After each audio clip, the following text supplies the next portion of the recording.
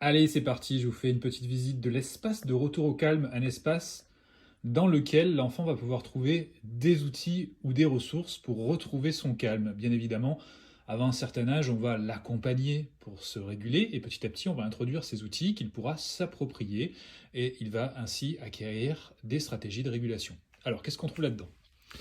La roue des émotions qui est ici, qui fait apparaître donc 8 émotions. On a également un thermomètre, comment te sens-tu et de quoi as-tu besoin. On a également un timer, si l'enfant souhaite prendre une pause, par exemple de 5-10 minutes, c'est lui qui peut choisir le temps de pause dont il a besoin. On a cette fleur là qui permet de respirer. On a une roue, alors ça c'est pour les enfants un peu plus grands et je dirais même peut-être pour les adultes puisque elle permet de relier le déclencheur d'une une émotion et le besoin.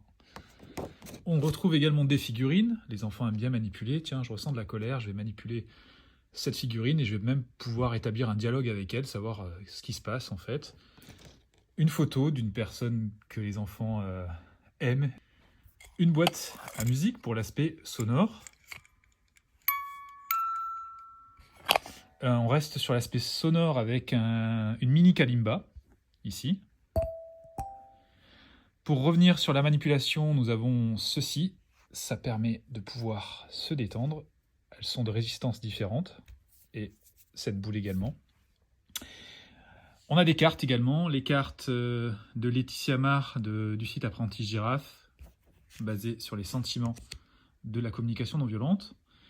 Des cartes que vous pouvez trouver sur Utip concernant la météo des émotions. Il y a aussi un aspect olfactif. Ici, vous voyez, c'est un savon, mais ça peut être autre chose. Ça peut être un tissu qui est parfumé, qui fait penser, par exemple, à un parent ou un grand-parent.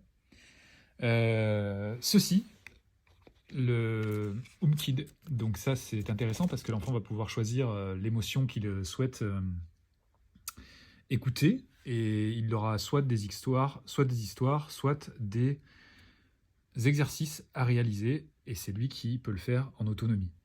Voilà pour cet espace de retour au calme, disons, et d'expression émotionnelle pour les enfants. Je rappelle, ce n'est pas une punition d'aller dans cet espace, c'est l'enfant qui choisit de s'y rendre. J'oubliais une couverture pour pouvoir s'assoupir, se réchauffer.